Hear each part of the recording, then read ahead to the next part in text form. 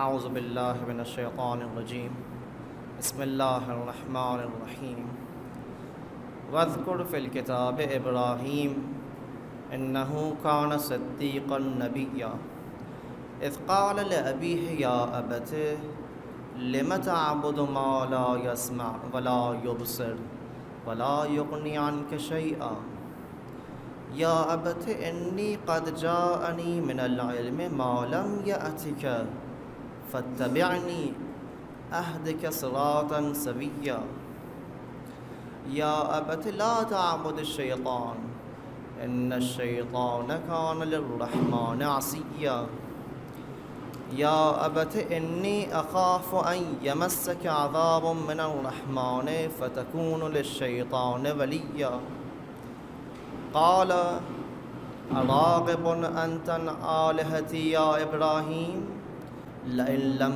تنتہ لأرجمنک واہجرنی ملیا قال سلام علیک سأستغفر لک ربی انہ کان بی حفیا۔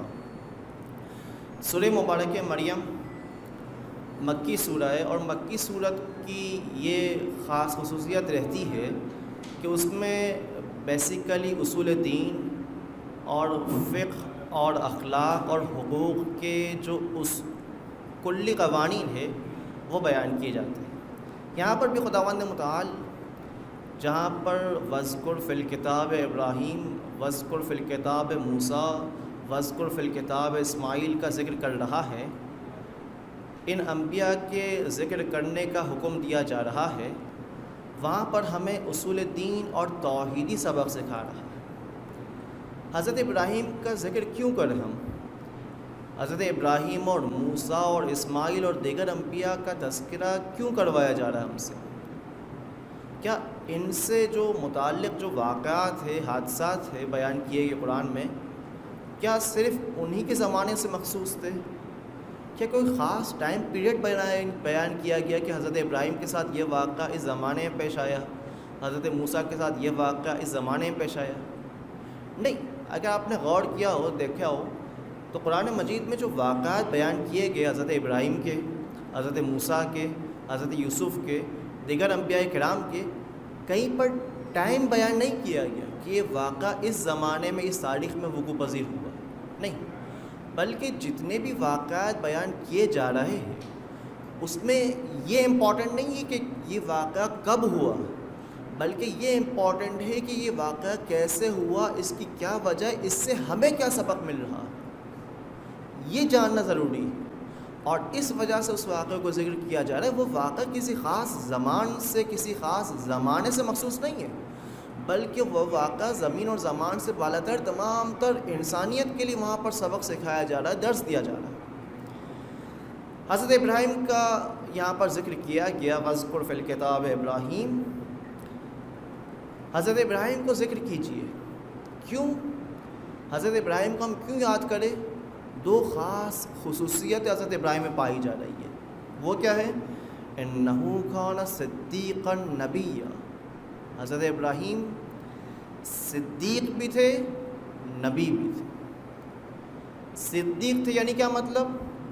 صدیق سے یہ مراد ہے کہ وہ جس کے قول اور فعل واقع کے ساتھ مطابقت رکھتا، یعنی وہ جو کہے سچ کہے، جو کرے سچا کام انجام دے، قول و فعل میں ہمانگی پائی جائے۔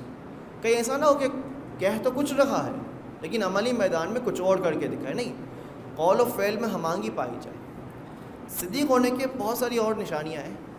قرآن مجید میں یہ بھی بیان کیا جا رہا ہے کہ وہ جو اپنے وعدے پورا کرتے، کوئی عہد کرنے کے بعد اس عہد پر قائم رہتے، اپنے عہد کو نہیں توڑتے، یہ بھی صدیق، یہ بھی سچے ہیں۔ قرآن مجید کی آیت من المؤمنین رجال صدقوا ما عاہدوا اللہ، خداوند متعال نے ہم تمام تر انسانوں سے ایک وعدہ لیا ہے، اگر وہ انسان اپنے وعدے کو خدا کے فرامین الہی پر عمل کر کے پورا کر رہا ہے، یہ انسان سچا ہے۔ ہر وہ شخص جو خدا کے فرامین پر عمل کر رہا ہے سچا انسان ہے، صدیق انسان ہے، کیونکہ یہ تو وعدہ خداوند متعال نے عالم ذر میں ہم سب سے لے لیے ہیں۔ کہ الستو بربکم، کیا میں تمہارا پروردگار نہیں ہوں؟ ہم سب نے کہا قالوا بلا۔ لہٰذا ہر وہ مومن جو فرامین الہی کے مطابق عمل کر رہا ہے وہ صدیق کہلائے۔ اسی طرح جو توحیدی معاملات میں ہم جب صدیق کہلا رہے تو اپنے فروع دین کے دیگر معاملات میں بھی، خرید و فروخت کے معاملات میں، قرضے لینے کے معاملات میں، کسی بھی معاملے میں اگر ہم اپنے عہد کو پورا کر رہے ہیں، جو کیا ہوا وعدہ ہے اس کو پورا کر رہے، تو ہم اپنے کام میں سچے اور صدیق کہلائیں گے۔ نبی کے بارے میں بیان کیا گیا کہ ان کے اندر یہ خاص صفت پائی جا رہی تھی، تبھی قرآن مجید ان کا ذکر کر رہا ہے۔ صدیق ہے وہ، صدیق والا مقام ان کو حاصل ہے، تبھی تو قرآن مجید ان کا ذکر کر رہا ہے۔ یہ صرف ان کا ذکر کرنا نہیں بلکہ یہ ہمیں بھی سکھایا جا رہا ہے کہ ہم بھی صدیق بننے کی کوشش کریں، صدیق بن سکتے ہیں ہم۔ اور پھر اس کے بعد قرآن کی آنے والی آیت نمبر 41 سے لے کر آیت نمبر 47 تک ایک کنورسیشن، ایک مکالمہ کو بیان کیا جا رہا ہے۔ یہ مکالمہ کس کے درمیان ہے؟ حضرت ابراہیم اور ان کے چچا آزر کے درمیان مکالمہ۔ آزر ان کے چچا جو بت پرست تھے، مشرک تھے۔ اب حضرت ابراہیم اپنے چچا کو جو ان سے بزرگ ہے ان کو توحید کی طرف دعوت دینا چاہ رہے ہیں۔ آئیے اس مکالمے کو ملاحظہ کیجیے۔ اذ قال لأبیہ یا ابت لم تعبد ما لا يسمع ولا يبصر ولا یغنی عنک شیئا۔ کہ کتنے پیار اور محبت کے انداز میں حضرت ابراہیم اپنا مکالمے کا آغاز کر رہے ہیں۔ سب سے پہلا جملہ اذ قال لأبیہ، اپنے والد کو مخاطب قرار دے کر کس طرح مخاطب قرار دے رہے؟ یا ابت، اے پدر بزرگ۔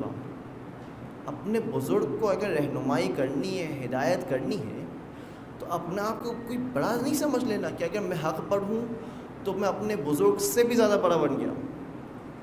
اگر کسی کو صحیح بات پہنچانی ہو، حق کی طرف دعوت دینا ہو، تو پیار اور محبت کے انداز میں، الخصوص بالخصوص جب وہ جس کو آپ دعوت دے رہے ہیں وہ ہم سے بڑا ہو، تو کتنی ضرورت ہوگی کہ ہم اس کے ساتھ انتہائی ادب کے دائرے میں رہتے ہوئے گفتگو کریں۔ حضرت ابراہیم اپنے چچا کے مخاطب قرار دیں، لفظ استعمال کیا ابت۔ اب مفسرین کرام نے اس ابت کے حوالے سے کہ کیا آزر، جناب آزر حضرت ابراہیم کے واقعی پدر تھے، واقعی ان کے والد تھے یا نہیں، ان کے چچا تھے یا اس طرح کی چیز؟ تو اکثر مفسرین کا یہی کہنا ہے کہ والد کے لیے خود لفظ والد قرآن مجید استعمال کر، جس طرح کہ حضرت ابراہیم نے سورہ بقرہ میں اپنے والدین کے لیے دعا کرتے ہوئے یہ جملہ بیان فرمایا کہ رب اغفر لی ولوالدیہ، کہ خدایا مجھے اور میرے والدین کی مغفرت فرما۔ وہاں پر لفظ والدین کا استعمال کیا۔ اور عربی گرامر میں، عربی زبان میں ابتے کا ورڈ بزرگ کے لیے وہ جو والد کا مقام رکھتا ہو، اب چاہے وہ چچا ہو، چاہے وہ دادا ہو، کوئی بھی ایسا بزرگ جو والد کا مقام رکھتا ہو، اس کے لیے بھی لفظ اب اور ابتے کو استعمال کیا جا رہا ہے۔ تو یہاں پر بھی مفسرین کرام نے یہ کہا ہے کہ وہ اصلی والے والد، سچے والے والد صلبی پدر نہ تھے، بلکہ ان کے چچا یا ان کے جد تھے یا ان کے دادا تھے، جس کے لیے وہ لفظ اب کو استعمال کر رہے ہیں۔ اپنے بالآخر حضرت ابراہیم سے بزرگ تھے، اور وہ پیار و محبت کے انداز میں گفتگو کا آغاز کر رہے، یا ابت، کہ پدر بزرگ ہو۔ اب اپنی دلائل بیان کرنا شروع کر رہے حضرت ابراہیم۔ کیا بیان فرمایا؟ لم تعبد ما لا يسمع، کیوں اس خدا کی عبادت کر رہے ہیں آپ جو خدا کسی چیز کو سن نہیں پاتا، ولا یبصر، نہ کوئی چیز دیکھ پاتا ہے، ولا یغنی عنک شیئا، اور نہیں آپ کو کسی چیز سے بے نیاز کر سکتا ہے۔ اب آپ جب خدا کو پکار رہے ہیں، وہ ایسا خدا ہے جو سن ہی نہیں سکتا ہے، آپ کی آواز کیا سنے گا؟ آپ کی مانگی ہوئی دعا کو کیا سنے گا؟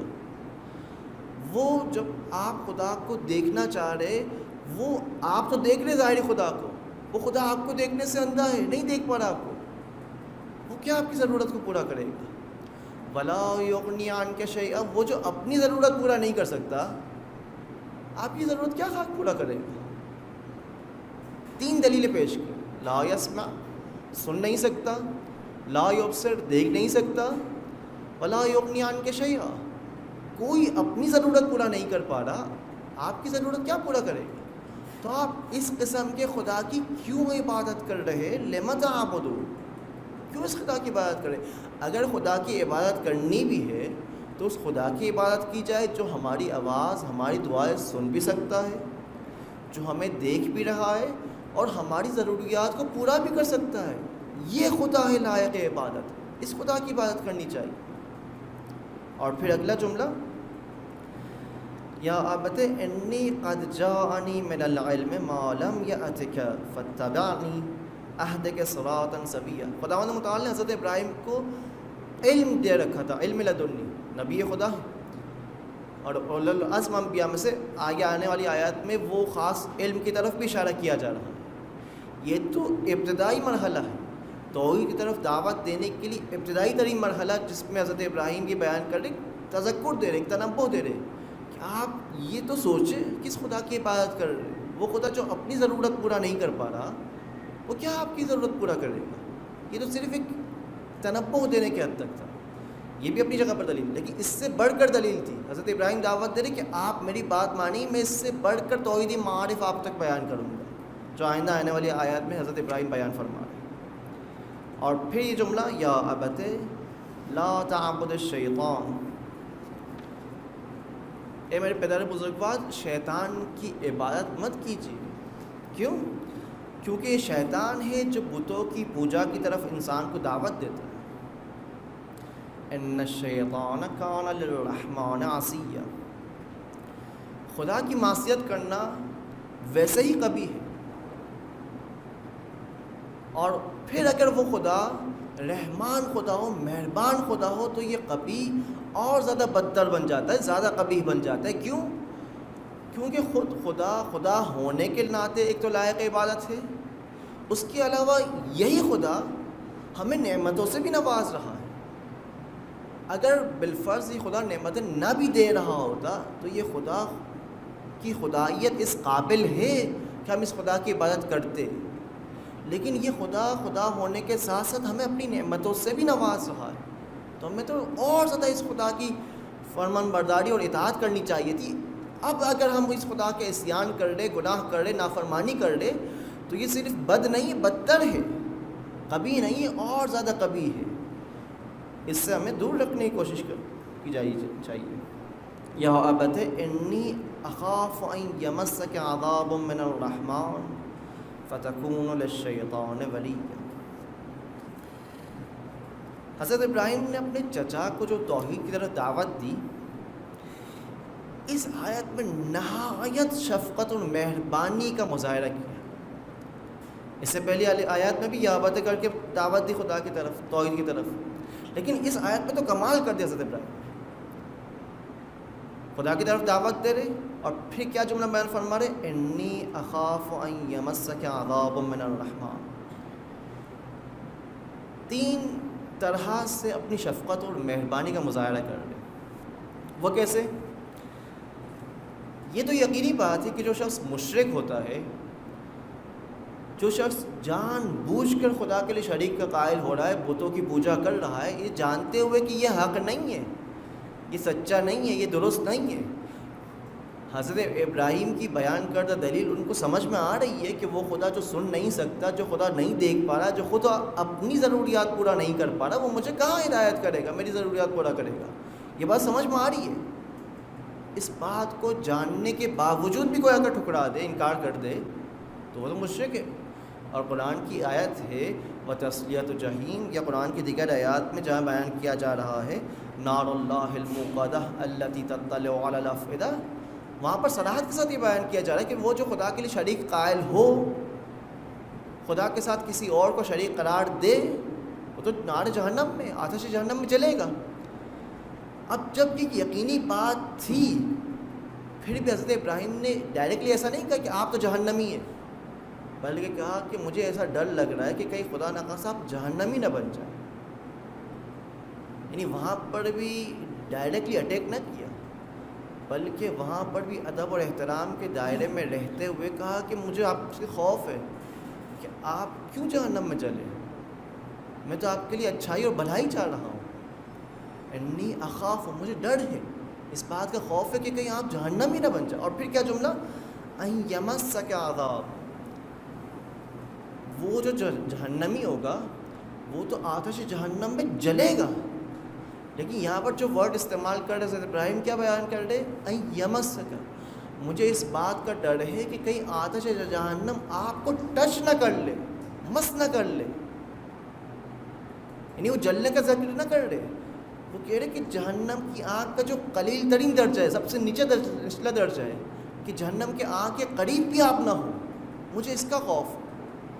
این یمسک عذاب, کہ کہیں آپ خدا نخواستہ جہنم کے آگ کے قریب نہ ہو جائے. جلنے کی بات نہیں کر رہے, تو یقینی بات ہے, کنفرم بات ہے کہ جو مشرک ہے, جو خدا کے لیے شریک قائل ہو رہا ہے, وہ جہنم کی آنکھ میں چلے گا. لیکن حضرت ابراہیم یہ بیان نہیں کر رہے, پھر بھی احترام کر رہے. مجھے خوف ہے کہ کہیں خدا نخواستہ آپ جہنم کی آنکھ کے قریب تک نہ ہو جائے. اور پھر ایک اور جملہ, عذاب من الرحمن. عذاب من الرحمن, یہ تنوین کے ساتھ ذکر کرنا عربی گرامر میں کہا جاتا ہے کہ جب عذاب مبہم ہو, چھوٹا عذاب ہو, تب اس طرح ذکر کیا جاتا ہے. کہ جب عذاب کے بارے میں پتہ نہ ہو کہ کس قسم کا عذاب ہونے والا ہے. جب قرآن مجید میں تو صراحت کے ساتھ مشرکین کے بارے میں کہا گیا ہے کہ ان کو بدترین اور شدید قسم کا عذاب نصیب ہوگا. لیکن پھر بھی حضرت ابراہیم اس عذاب کو جانتے ہوئے بھی کہہ رہے منیمم عذاب بھی آپ کو کیوں پہنچے. میں یہ چاہ رہا ہوں کہ آپ تک منیمم عذاب بھی نہ پہنچے, آپ سیف رہے, آپ اس عذاب سے, جو منیمم عذاب سے, اس سے بھی آپ بچ جائیں. کیونکہ قرآن کی آیت ہے, جو آتش جہنم میں جلیں گے, کلما نضجت جلودہم بدلناہم جلودا غیرہا. ایسا نہیں کہ ایک دفعہ آتش جہنم میں ختم ہو جائے ان کا یہ عذاب, نہیں, بار بار ان کی اسکن, ان کی چمڑی چینج کی جائے گی کہ وہ بار بار اس آتش جہنم کے عذاب کو چکھے. یہ عذاب تھا. حضرت ابراہیم نے نہ صرف عذاب جہنم کا تذکرہ نہیں کیا, اس کی شدت کا تذکرہ نہیں کیا, بلکہ یہ کہہ رہے کہ مجھے ڈر ہے, مجھے خوف ہے کہیں خدا نخواستہ آپ جہنم کے قریب نہ ہو جائے, آتش جہنم آپ کو چھو نہ لے, مجھے اس بات کا ڈر ہے. کتنا ادب, کتنا احترام. اور پھر جو جناب آزر اپنے بیٹے کو, اپنے بھائی کے بیٹے کو اب جواب دے رہے, اب جواب دینے کا انداز دیکھیے. قال اراغب انت عن آلہتی یا ابراہیم. حضرت ابراہیم نے اپنے گفتگو میں کیا استعمال کیا تھا, کہا تھا یا ابت, اے پیرے پدر بزرگوار. تو جواب میں جناب آزر نے کیا جواب دینا چاہیے تھا, یا بنیا, اے میرے بیٹے. کوئی ایسا ورڈ استعمال نہیں کیا, کوئی عطوفت, مہربانی, شفقت والا ورڈ استعمال نہیں کیا جناب آزر. اس کے بعد کیا کیا, کہ حضرت یا بنیا یعنی یا ابت سے مراد پدر, یعنی وہاں پر لقب کا استعمال کیا, ڈائریکٹ کوئی نام بھی نہیں لیا کہ اپنے چچا کا نام لے لے, نہیں. جبکہ چچا نے پلٹ کے کیا کہا, بیٹا نہیں کہا, بلکہ نام لیا, اے ابراہیم. اور پھر نام بھی کب لیا, ایک تو ہوتا ہے کہ ہم جملے کے ابتدا میں ہم نام کا تذکرہ کرتے ہیں, یا ابت, پھر اس کے بعد انہوں نے اپنا جملہ بیان کیا کہ ایک طرح سے احترام کر رہے کہ میں آپ کے سامنے ہاتھ جوڑ رہا ہوں ایک طرح سے, اور پھر اپنے ادب اور احترام کے دائرے میں رہتے ہوئے اپنا جملہ بیان کر رہے ہوتے, اپنا پیغام پہنچا رہے ہوتے. لیکن جناب آزر نے اپنی بات کرنے کے آخر میں ابراہیم کا نام لیا. قال اراغب انت عن آلہتی یا ابراہیم. اے ابراہیم, کیا تم ہمارے بتوں سے کیا منہ موڑ رہے ہو, کیا ہمارے بتوں کو چھوڑ دو تم. ایک تلخ مزاجی کے ساتھ, ایک تندی کے ساتھ گفتگو کی جناب آزر. اور پھر نہ صرف اتنا بلکہ بیان فرمائے لئن لم تنتہ لأرجمنک وہجرنی ملیا. صرف ایک تند مزاج والے بیان نہیں, ایک تحقیر والا بیان نہیں, بلکہ ساتھ میں تہدید بھی کر رہے, اگر تم نے ایسا کیا تو لأرجمنک, ہم تمہیں رجم کریں گے. رجم کرنے سے کیا مراد ہے, اب دونوں چیزوں کو بیان کیا مفسرین نے, چاہے وہ کلامی رجم ہو, کلامی رجم سے کیا مراد ہے کہ ہم تمہیں گالم گلوچ کریں گے, سب کو لعن کریں گے, یا چاہے وہ فزیکلی رجم ہو یعنی پتھروں سے مارنا, ہم تمہیں پتھروں سے بالحجارہ, ہم تمہیں پتھروں سے ماریں گے. تم ہمارے بتوں کی پوجا نہیں کرنے چھوڑ دیا, تم نے ہمارے بتوں کا پیچھا چھوڑ رہے ہو, تو ہم تو تمہیں نہیں چھوڑیں گے. لأرجمنک, ہم تمہیں رجم کریں گے. لَأَرْجُمَنَّكَ وَاهْجُرْنِي مَلِيًّا، نہ صرف تمہیں رجم کریں گے، تمہیں ماریں گے، بلکہ وَاهْجُرْنِی، ہم تمہیں چھوڑ دیں گے، تم اکیلے ہو جاؤ گے اپنے معاشرے میں، ہم تمہیں چھوڑ دیں گے۔ تو جو جناب آزر نے ایک تو یہ کہ تند لہجہ اپنایا اور ساتھ میں ڈرایا دھمکایا کہ اگر تم نے ایسا کیا تو ہم یہ کر دیں گے۔ تو اب جوابی کارروائی کیا ہونی چاہیے؟ حضرت ابراہیم کس طرح جواب دینا چاہیے ان کو؟ حضرت ابراہیم ابھی بھی دائرے ادب و احترام ہے، بزرگ ہے، بزرگ کے ساتھ گفتگو کر لے، چاہے وہ بزرگ کتنا ہی بڑا مشرک کیوں نہ ہو۔ بزرگ ہونے کے ناطے میری ذمہ داری کے ادب و احترام کے دائرے میں رہتے ہوئے ان کے ساتھ گفتگو کروں۔ جواب دے حضرت ابراہیم، قال سلام علیک ساستغفر لک ربی انہ کان بی حفیا، کہ وہاں پر بھی کوئی بد دعا نہیں کی، وہاں پر بھی کوئی غلط جملہ بیان نہیں کیا کہ آدمی کہے کہ ٹھیک ہے آپ اپنے دین پر میں اپنے دین پر، یا اپنے آپ کو جدا کر دے، نہیں، وہاں پر بھی صبر اور تحمل کا مظاہرہ کرتے ہوئے، جو سورہ فرقان کی آیت ہے کہ وَإِذَا خَاطَبَهُمُ الْجَاهِلُونَ، مومنین کی صفات میں سے یہ ہے کہ وَإِذَا خَاطَبَهُمُ الْجَاهِلُونَ قَالُوا سَلَامًا، کہ اب کوئی جاہل اب وہ نہیں صحیح بات نہیں ماننا چاہ رہا، حق بات اس کو سمجھ میں آ گئی ہے پھر بھی وہ ایکسیپٹ نہیں کرنا چاہ رہا، تو کوئی ایسا جاہل تمہیں نصیب ہو تمہارے سامنے آئے تو پھر کیا ہم نے کرنا چاہیے؟ قالوا سلاما، اس کو سلام بھیجنا چاہیے۔ حضرت ابراہیم نے بھی یہی کیا، قال سلام علیک۔ اب ہمارے معاشرے میں بھی ایک رسم ہے، اچھی رسم ہے کہ جب خداحافظ کرتے ہیں تو خداحافظ کرتے کرتے بعض اوقات سلام علیک کر کے خداحافظ کرتے ہیں، خداحافظ کرنے کا ایک انداز ہے، یہاں پر بھی اسی انداز میں حضرت ابراہیم نے اپنے چچا سے خداحافظی کی، سلام علیک، آپ پر سلامتی ہو، اور پھر جدا ہو گئے۔ یعنی انہوں نے ادب اور احترام کے دائرے میں رہتے ہوئے ان کو دعوت دی، جہاں پر ان کے چچا نے ان کو ڈرایا دھمکایا، ان سے تلخ کلامی کی، وہاں پر بھی وہ اپنے ادب اور احترام کے دائرے سے باہر نہ گئے بلکہ ان پر سلامتی کی دعا کر کے۔ لیکن ایک چیز جو طے ہے وہ یہ کہ انبیاء سے خداوند متعال نے یہ حکم دیا ان کو کہ کبھی بھی مشرکین کے لیے مغفرت کی دعا نہیں کرنا، لہٰذا یہی ایک وجہ ایک دلیل بن رہی کہ یہ جو اب بیان کیا جا رہا ہے، جو جناب آزر کا تذکرہ کیا جا رہا ہے، یہ حضرت ابراہیم کے صلبی پدر نہ تھے، کیونکہ حضرت ابراہیم نے ان کے لیے دعا نہیں کی بلکہ جو قرآن کی دیگر آیت ہے وَاغْفِرْ لِي وَلِوَالِدَيَّ، اپنے والد کے لیے دعا کی ہے، تو جو ان کے صلبی پدر تھے ان کے لیے مغفرت کی دعا کی ہے۔ حضرت ابراہیم اپنے چچا کے لیے کہ جو خدا کے لیے شریک قائل ہو رہے تھے ان کے لیے یہ دعا مغفرت کی دعا نہیں کی۔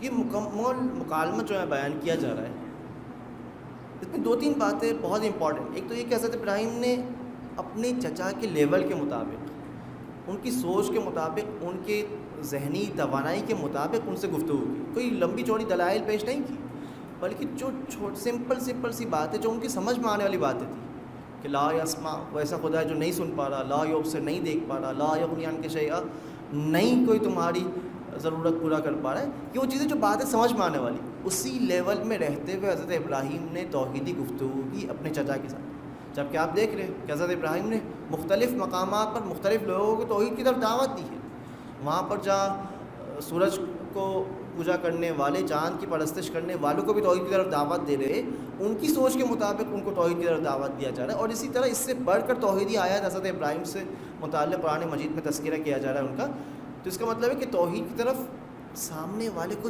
دیکھ کر دعوت دی جا رہی ہے، کہ اس کی سوچ کے مطابق، اس کی فکری سطح کے مطابق گفتگو کی جائے، یہ پہلی بات۔ دوسری بات یہ کہ چاہے کوئی کتنا ہی بڑا مشرک ہو، کتنا ہی بڑا بت پرست ہو، اگر مجھ سے بڑا ہے، مجھ سے بزرگ ہے، تو میں حق کو جاننے کے باوجود، یہ جانتے ہوئے کہ وہ حق پر نہیں ہے، میں نے دائرے ادب اور احترام سے خارج نہیں ہونا ہے۔ میری ذمہ داری ہے کہ میں اس کو ادب اور احترام کے دائرے میں رہتے ہوئے دعوت کروں، کہ خدا نخواستہ ایسا نہ ہو کہ ہم اپنے بزرگوں کے ہدایت کے لیے، اگر وہ اس قابل ہے کہ میں اتنا چھوٹا سا ان کی ہدایت کروں؟